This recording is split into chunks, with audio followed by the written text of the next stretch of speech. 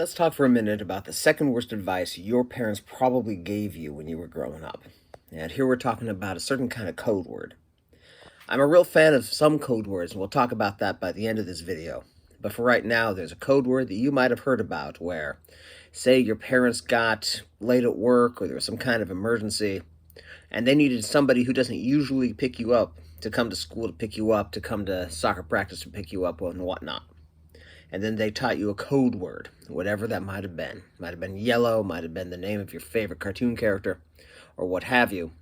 And so that person who came and claimed that they were going to pick you up, they would tell you that code word, and then you knew it was safe to go with them. So the experts that I talk to say it's a terrible idea, and there's several reasons for that.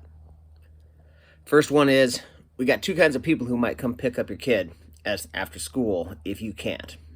And one of them is somebody they know a little bit, but they don't know are on the totally trusted list, if you know what I mean.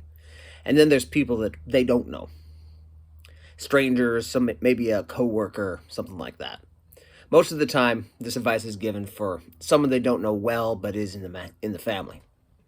And that right there, that's our first trouble. Because guess what, folks? As we know, harm to our kids comes from those parts of our circle.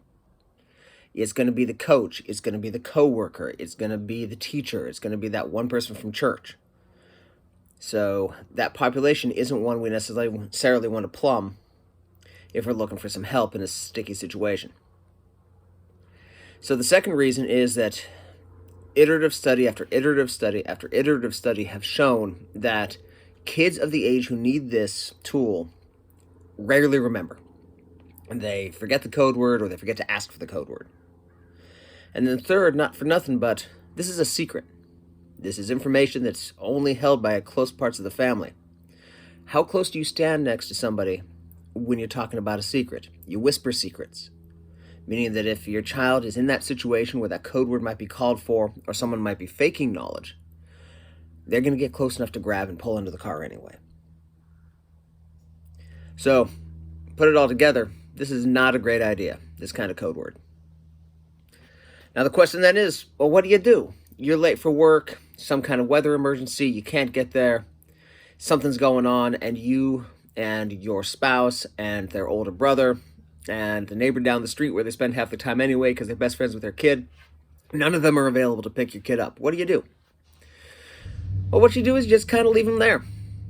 Thing is that the place your kid's going to be when this sort of situation comes down, it's safe for them. Is full of adults they can trust. And in real emergencies, that school, that martial arts studio, that church meeting, whatever it is, that place has the tools and the resources to keep your kids safer than your house might anyway. So, just to summarize real quick, that pickup code word that we were probably taught as kids by our parents, not the best idea. Best thing to do instead is just call the place they are and say you're going to be late. You already know that place well enough to trust your kid to be safe there. Keep them safe there. Now, at the beginning of this, I promised to talk a little bit about code words that do work, and there are code words that work really well. One is your go time code word, which is just a phrase or a word you're not going to use accidentally that tells your kids to perform a certain safety action, whether that's to get behind you or to head immediately to the car or run in a straight line until they come to a convenience store. That emergency action code word.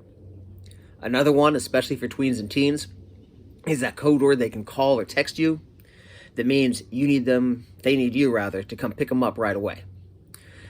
I call it the bat signal. So those are two code words that work very, very well for families and should be part of all of our safety plans. It's just that someone who's not supposed to pick them up comes and picks them up code word. Not a plan. All right, folks, thanks for watching. If you want to argue with me about it, please do it in the comments below. I'd love to nerd out about this with you guys. Bye for now.